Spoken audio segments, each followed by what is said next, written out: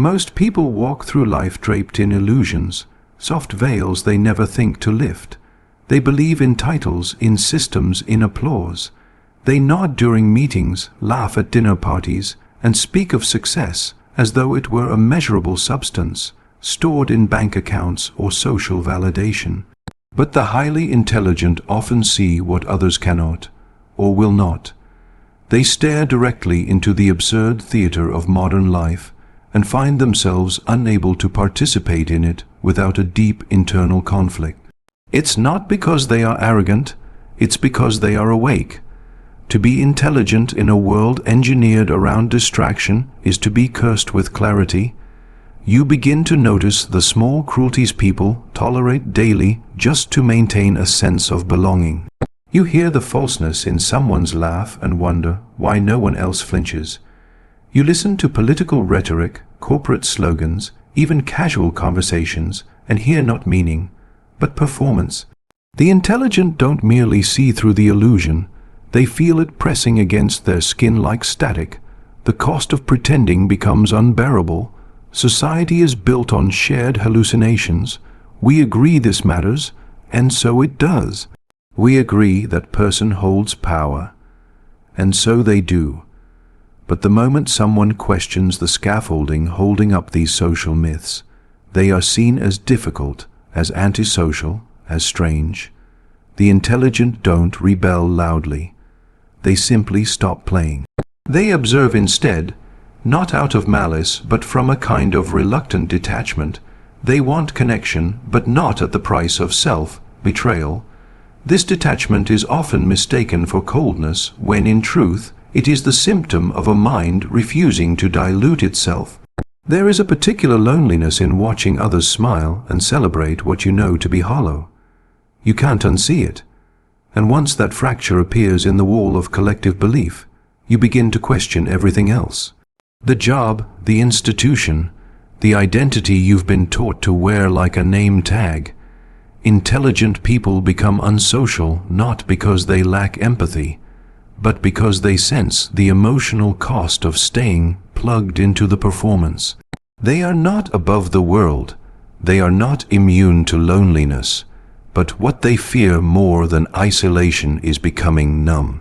And so, they withdraw not out of disdain, but from the quiet conviction that there must be something more real, more honest, more human than scripted interactions and shared delusions.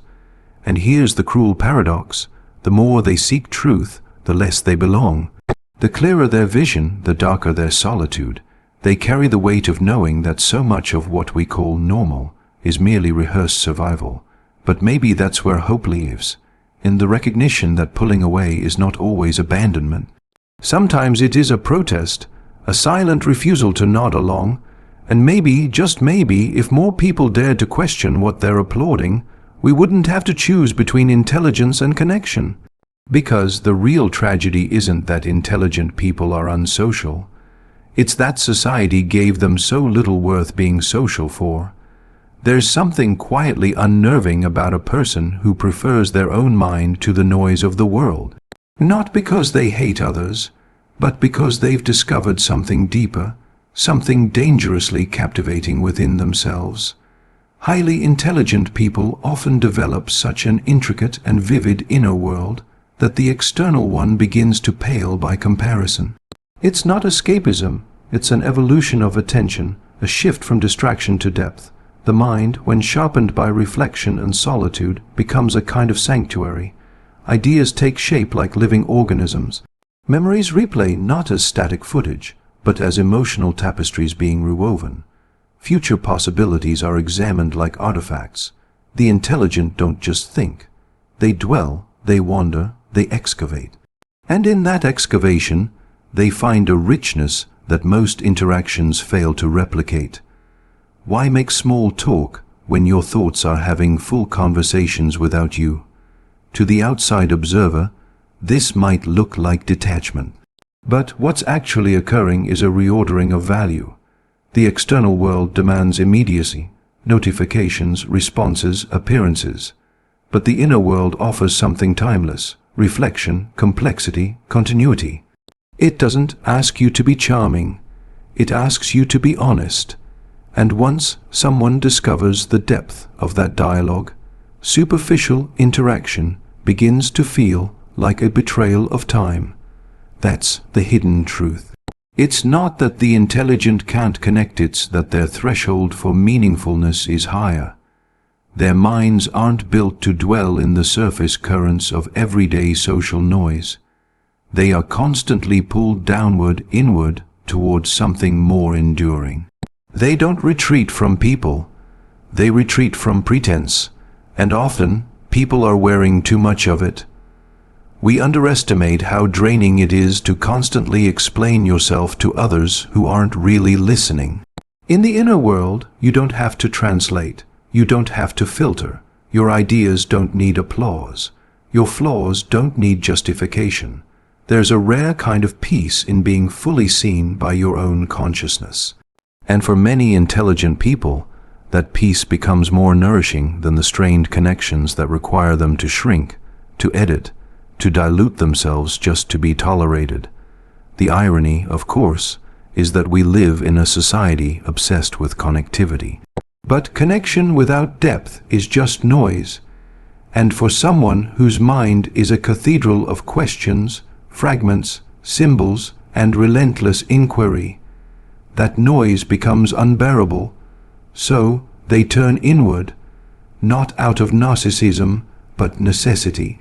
They aren't hiding, they are regenerating in the only place that makes sense, and this is where the tragedy often begins. The more comfortable they become within their own thoughts, the less they feel inclined to surface. They forget how to translate their depth into digestible sentences. The world becomes too loud, too fast, too linear, so they stay silent, and society loses access to some of its brightest minds, not because they left, but because no one learned how to meet them where they truly are. So ask yourself this, not how often you speak, but how deeply you think. Not how many people surround you, but whether anyone has ever truly entered your mind. Because sometimes the most profound intimacy doesn't happen between two people.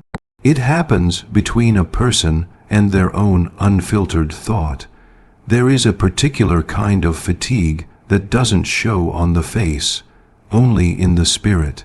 It builds slowly, day by day, every time someone feels obligated to laugh at a joke that insults their intelligence, to ask questions they already know the answers to, or to nod politely while someone recites opinions they've borrowed wholesale from yesterday's headlines. For highly intelligent people, socialization often becomes not a pleasure, but a performance, and like all performances, it drains. It's not that they don't value connection. On the contrary, they crave it.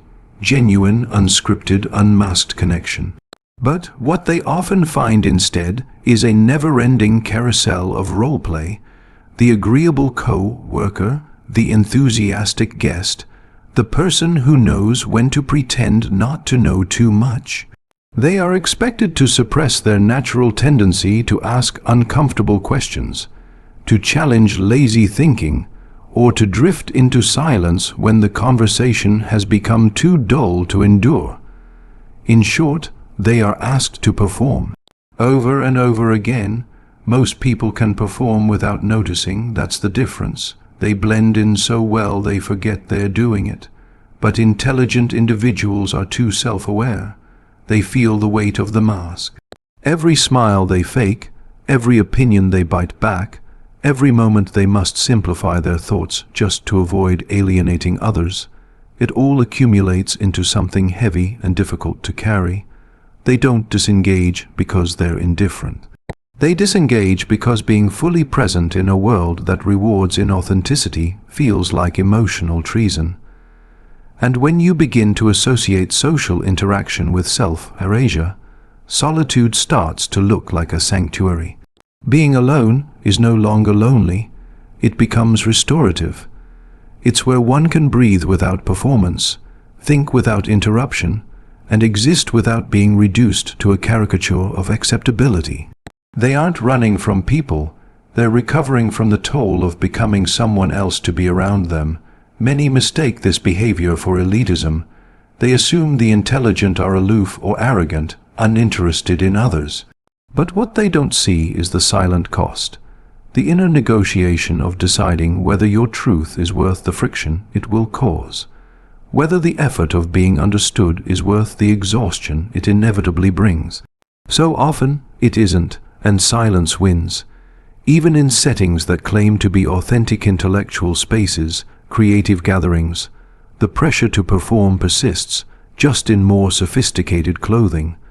Now it's about being interesting, original, sharp, but still digestible. Still polite, still palatable. Rarely is there room for the raw, unpolished honesty that intelligent minds often carry within them like fire. And yet, in that fire is the potential for something transformative. But only if it's allowed to burn freely, not trimmed to fit into dinner table etiquette or professional decorum. So if you ever wonder why the most brilliant people in the room often say the least, understand, it's not because they have nothing to say. It's because the act of saying it would cost more than their silence can bear. There comes a point when the questions become louder than the answers society offers. A moment when the laughter of a crowd no longer reassures but unsettles. When the daily routines people cling to waking, working, resting, repeating, begin to feel like a hollow loop spinning above an abyss no one wants to acknowledge. Highly intelligent people, more often than not, are the ones who stop pretending they can't hear the echo beneath it all.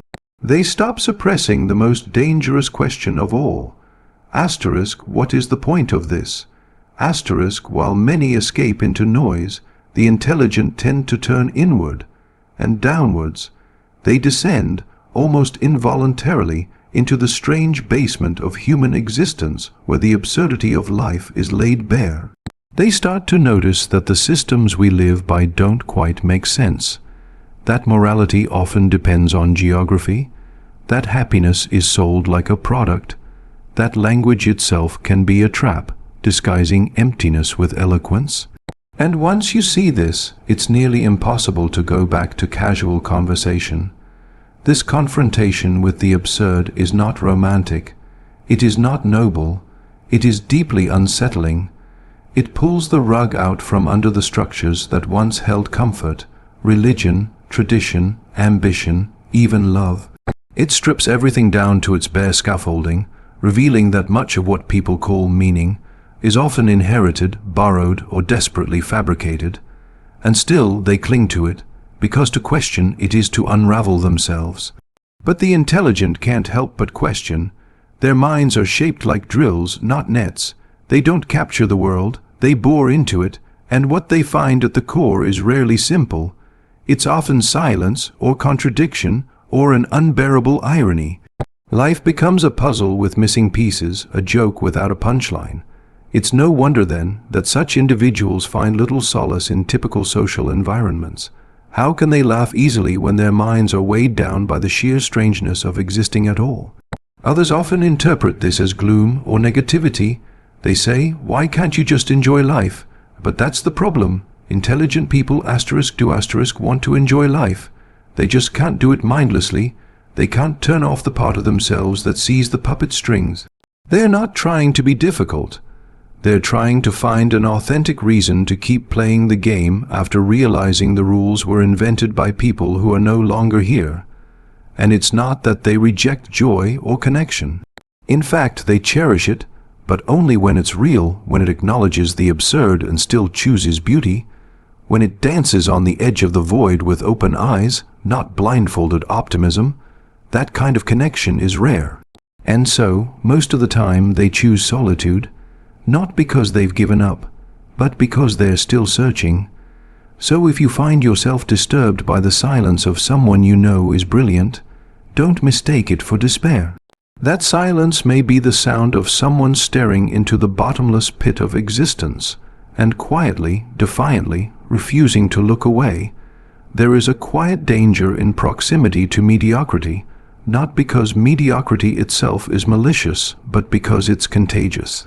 It whispers to the intelligent, lower the bar, simplify your thoughts, blend in, and if repeated often enough, even the sharpest minds begin to dull. This is what intelligent people fear. Not others, not conversation, but the slow erosion of clarity that comes from prolonged exposure to shallow thinking. That is why they withdraw. Not out of disdain, but out of a need to protect something rare inside them that is constantly under threat, their intensity.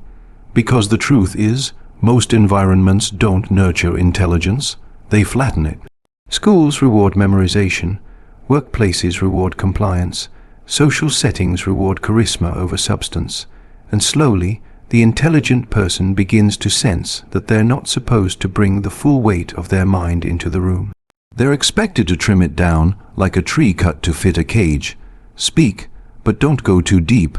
Think, but not too differently. Question, but not what makes others uncomfortable. It's exhausting, not physically, but psychically. Imagine constantly translating yourself into something more acceptable, sanding down your edges just to avoid being misunderstood, mocked, or ignored. Over time, the intelligent begin to recognize that their presence in most spaces costs them more than it gives. They see that they must either dilute themselves or disconnect, and for those unwilling to compromise their inner truth, disconnection becomes the only honest choice. This isn't elitism, it's survival.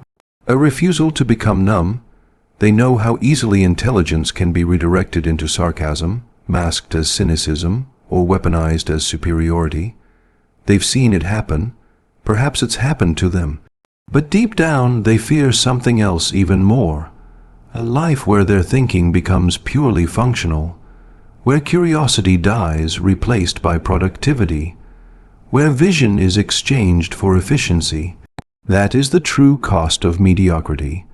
Not that it offends the intelligent, but that it quietly convinces them to shrink. So they distance themselves, not because they don't care, but because they care too much. About truth, about depth, about keeping their minds sharp enough to feel the world in its full complexity, even when that complexity hurts.